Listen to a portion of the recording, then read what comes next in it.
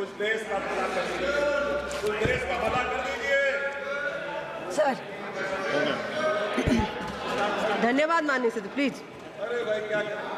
Honorable Chairperson, sir, my respected colleagues, I stand here today on behalf of my party, the All India Trinamool Congress, to speak on the finance bill. Madam, I have to say I'm deeply pained at the very onset. I must point something out. When we talk on the governor's, speak on the president's address, the Honorable Prime Minister leaves the chamber. Today, when we are speaking on the finance bill, the Honorable Finance Minister leaves the chamber. We members of the opposition are deeply pained by this. We hope that the government will take notice of our pain and be present in the House each time that we speak on relevant issues. Theodore Roosevelt, the 26th President of the United States, had said, in any moment of decision, the best thing you can do is the right thing. The next best thing you can do is the wrong thing. And the worst thing you can do is nothing. The Honorable Finance Minister has made a mockery of the people of India in this union budget by doing absolutely nothing. Whatever little changes are there are regressive and ill thought out. Means that the people did not want a business as usual approach. The people wanted a course correction. What have you done? You've not listened to the mandate. Vinash Kale Viprit Buddhi, you have done the exact opposite. You've kept the same cabinet, you've kept the same finance minister who's given the same shoddy budget. Who is this budget for? The middle class make up 31% of India. The poor make up between 60 and 65% of India. I will demonstrate how this budget systematically strangles the poor and the middle class. This is a kursi bajao budget, a save the chair budget for this government, and even that it doesn't do very well. Broadly, there are two types of taxes: direct taxes, indirect taxes. Direct taxes are known as progressive taxes. Why are they progressive? So income tax, property tax, investment tax on capital gains, these are done in a way that the richer you are, the more tax you pay. So they're kind of fairer. Sir, please. Sir. Sir, you're a chat person. What is it? Indirect taxes are regressive because everyone from the richest billionaire to the poorest laborer is paying the exact same tax. So GST, duties on petrol, duties on diesel are all indirect taxes. When we strive for a fair and equitable economy, we must have the balance of direct taxes and indirect taxes right. The US and the Europe broadly collect about 60% through direct taxes and 40% through indirect taxes. Some Scandinavian states with welfare models collect 70% through direct taxes, 30% from indirect taxes. In India, it is the exact opposite. 65% of tax collection comes from indirect taxes, where billionaires pay the same as the poorest laborers, and only 35% comes from direct taxes. Even within the direct tax bracket, for the first time in our country's history, salaried professionals and the middle class are sharing a greater tax burden than rich corporates. The middle class is contributing 55% of direct income taxes under this government, up from 38% under the UPA. The richest corporates in India today contribute only 45% of direct taxes. Not only is the middle class being taxed, but now with this budget, the savings of the middle class have also been taxed with removal of indexation and with a rise in the short-term capital gains. Investors who've made more than 11% return, we've done the calculation, that's about the threshold rate. If you have made more than 11% returns, so if you've made higher returns, then this new tax regime with the removal of indexation has happened is good for you.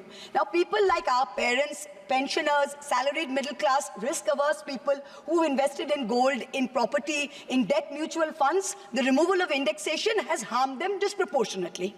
So the middle class has lost out.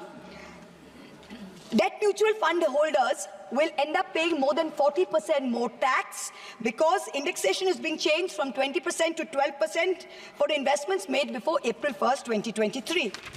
So this is effectively penalizing those who've made low profits. You've anyway made lower profits. People think real estate has made enormous profits. If you look at RBI's housing index for the past 10 years, the average rise in property prices has been between 4.5% and 5%. So if the middle class is invested in property, that is below 11% return, so indexation is going to harm you. The current GST regime is irrational and iniquitous. There is 18% GST levied on life insurance and medical insurance products. The Honorable MOS Finance yesterday, on Monday, told this House that the government has collected 8,263 crores as GST on health insurance for the fiscal year 23-24 alone. This is blood money. Our Honorable Chief Minister Mamata Banerjee wrote a letter to the Finance Minister, to the Centre, pointing out that this is a completely anti-people tax. What is life insurance? What is health insurance? It is people guaranteeing and spending money and protecting against life's uncertainties, against accident, against injury, against ill health, against death. What are you doing? You are imposing GST, same rate that a billionaire pays, the poorest middle class person has to pay. So people are deterred from taking out new policies. People are deterred from continuing existing insurance. This should be removed at the earliest. Now let me now move on to what affects more than 70% of Indian citizens, social sector allocations.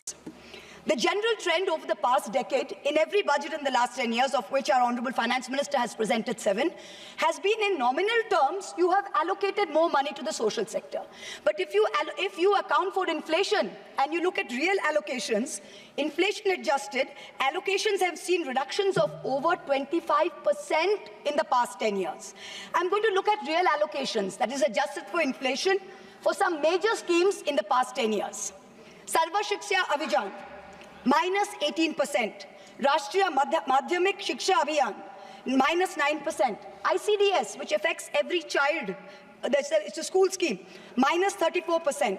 Mission Anganwadi, minus 5%. PM Poshan, minus 45%. PMGSY, those of us who have rural areas, the Pradhan Mantri Gram Sadak Yojana scheme, minus 47% reduction in real terms. The National Social Assistance Program, minus 20%. The combined expenditure on 5 social schemes, the top 5 social schemes as a percentage of GST, of GDP, has declined from a peak of 0.93%, so almost 1% of GDP in 2009-10. Do you know where it is today in 23-24? It is 0.36%. It is only a third of what it was in 9-10. The Manrega budget during COVID, when the centre was telling all the states, please give employment to the labourers, they are going back. The Manrega budget in 2021 was 0.6% of GDP. Do you know what it is today? 0.26%. No, shame. Specific budget figures for 24-25 are shameful.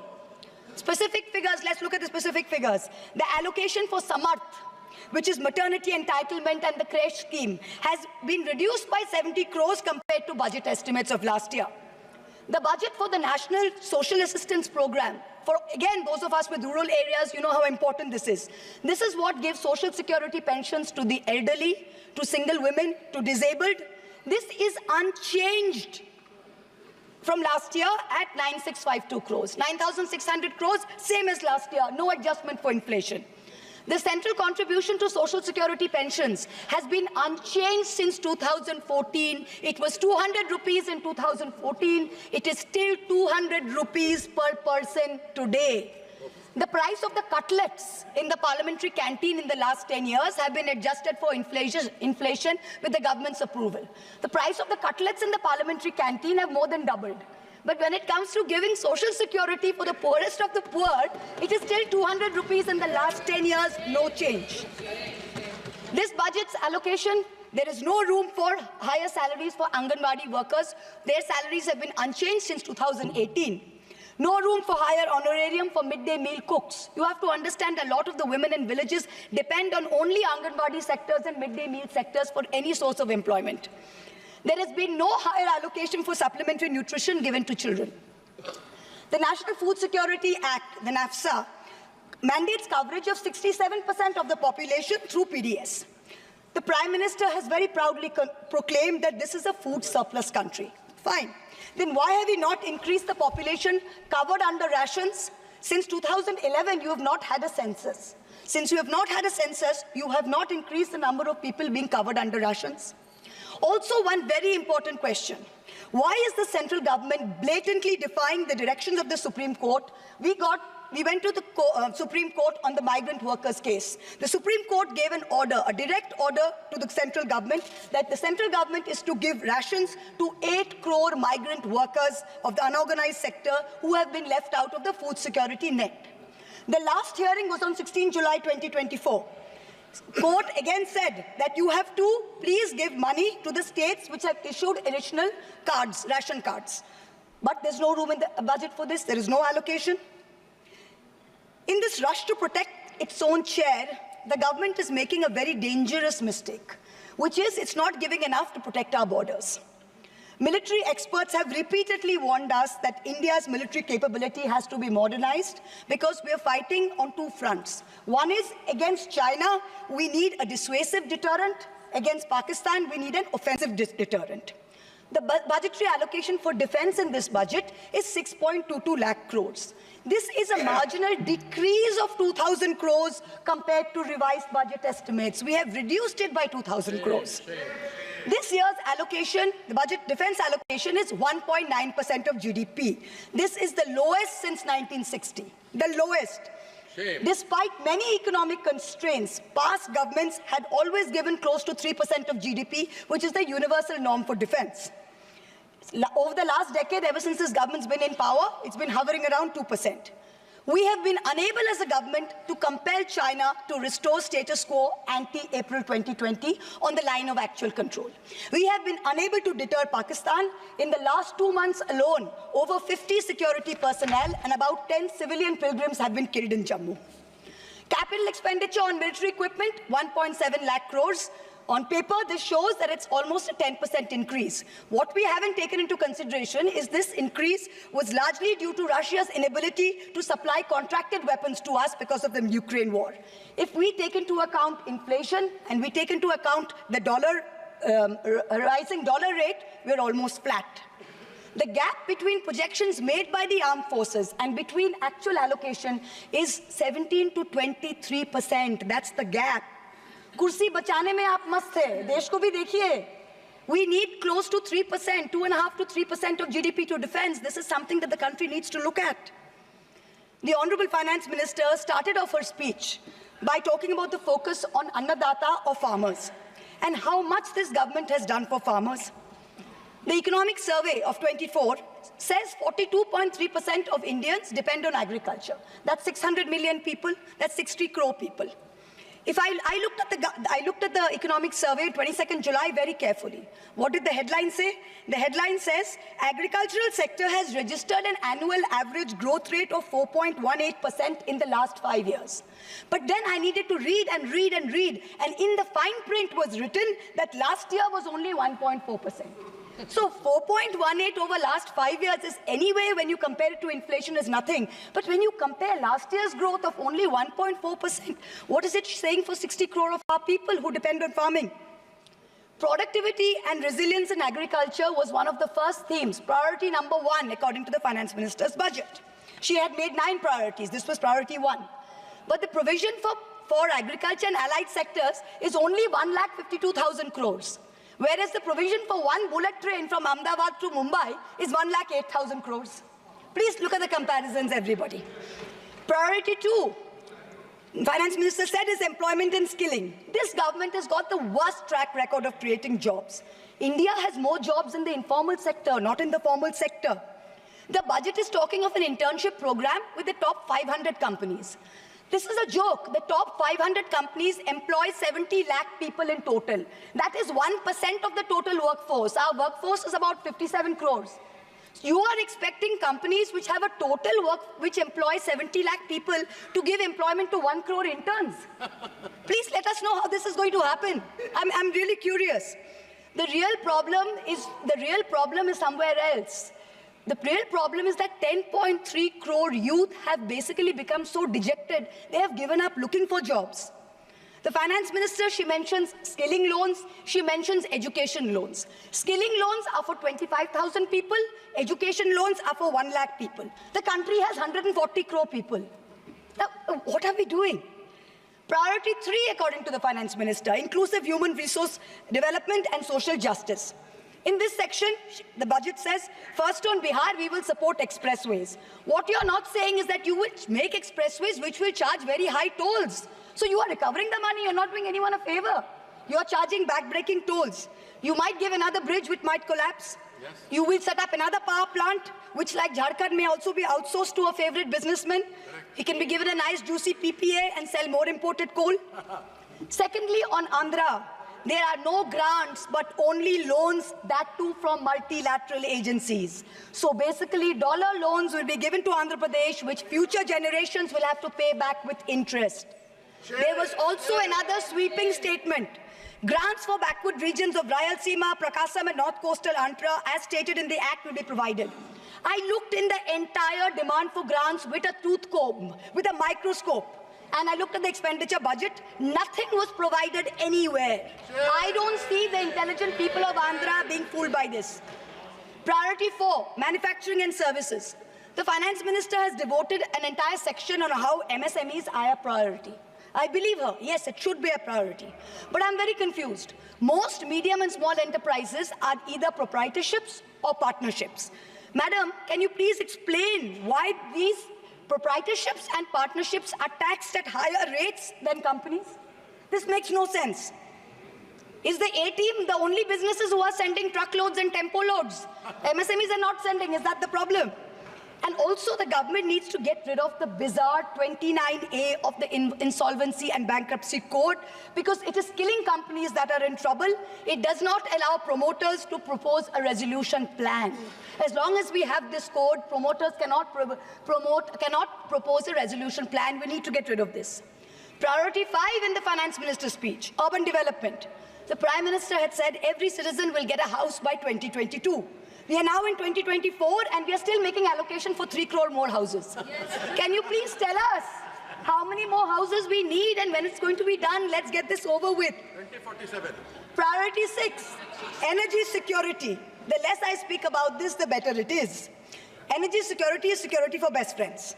It's created by allowing best friends to import low-grade quality coal, mark it up as high-grade quality coal, and sell it to state development corporations at the cost of the country's environment, at the cost of the health of our citizens. Priority 7, the finance minister said, was infrastructure. She announced in a true style of Shagun that she's gifting the nation 1,11,111 crores. 111,111. This is flat on last year. Sadly, most of this will go towards crony capitalists. You'll make roads that have potholes, you'll have airports that leak, you will have bridges that fall out, and the taxpayer will pay for this. The budget speaks of private sector participation. But remember one thing, they bid out 6 airports to one company for a fee to be paid by the government. Then they created a policy that allows the regulator to keep increasing the user development fee. So actually, it's the flying public of India that are paying for this. Priority 8. Innovation, research and development. Grand words, these are just grand words. The finance minister seems to have forgotten that most entrepreneurs register their product and software IPs in foreign countries like the US, since IP registration system for patents is a complete failure in our country. Unless you fix patent registration, this is not going to happen. The last priority she talks about is next generation reforms. This is also another Jamla. She says, I propose to earmark a significant part of a 50-year interest-free loan for competitive federalism. So this is double speak. We'll keep this money in our pocket, see through our Jumla and they make a big fuss. We'll have some additional funds to keep them happy and to keep the government going. Finally, I have to mention one interesting fact, and I hope that the Treasury benches will have the patience to hear me out. Please. I wholly agree with the finance minister on one thing. The budgets for the CBI and the ED have been reduced this year. And I was wondering why. Is it because the voters didn't like the fact that you were using the CBI and the ED to go after the opposition and file fake affidavits? Or is it because you have outsourced the CBI and the ED completely to a businessman in Ahmedabad who's controlling the whole thing? Why have you reduced it? Number one, the former Maharashtra Home Minister highlighted how BJP leaders and agencies have threatened him to filing a fake affidavit. In the case of Sandesh Khali in West Bengal, the women have confirmed on video that BJP leaders forced them to file fake statements. Similarly, I'm told in my matter was 16, 2023, got my friend to his office in Ahmedabad and threatened him with dire consequences to file a fake affidavit. Filed the fake affidavit and forced him to sign it. Even today, every mid-level official calls mid-level officials in the CBI and says 161 statement change karaiye, aapka sir ko bulaiye, madam ke against mein statement dijiye. I am telling the CBI, why are you, madam? Please take a 164 statement once and for all. Don't keep calling back people to change 161 statements to implicate me. It's going to get you nowhere. Let us reduce the CBI and the ED budget to zero. Let us, Mr. Adani, pay the full 1,500 crores. Let us outsource it completely to him. End of story. In short, this Kursi Bajao budget is a desperate attempt by the government to stick its head in the sand and act like that the mandate of 2024 never happened. But the coming days are going to prove the instability of this government and the inefficacy of its economic policy. We wait for that day. Thank you very much, madam. Thank you. माननीय सदस्य The honorable member has made specific allegation against the government and a particular business house, and she has been tortured like anything. The matter may be referred to the privilege committee. Suamoto privilege committee has to take action on this. Because very serious allegation. A member of parliament is being tortured by a business house, and still it is being doing. That has to be looked into by the privilege committee. The privilege of सभापति महोदया, ये जिस case के बारे में जिक्र कर रही हैं, वो लोकपाल पर मेरा केस है। मेरा केस है, मैंने कंप्लेन किया है, मेरे कंप्लेन पर वो केस है। वो मामला सब जुडिस है, उसको सीबीआई और ईडी इन्वेस्टिगेट कर रही है, और इसीलिए इस सदन में नो क्या, ये मेरा केस है, लोकपाल पर मैंने जो है कंप्लेन किया हुआ है, और ये केस मेरे ऊपर है, इसीलिए मैं यहाँ बैठा हुआ हूँ। ये कुछ भी हो रहा है तो दरअसल हीरानंदानी को यदि हिम्मत है जिसके बारे में ये बात कर रही है, उसको हिंदुस्तान में आके सीबीआई उसको बुला रही है, वो आ क्यों नहीं रहा है? माननीय सदस्य Shri Arun Nehru ji. When I was on my legs, I was not provided the mic. When I was on my legs, I was not provided the mic.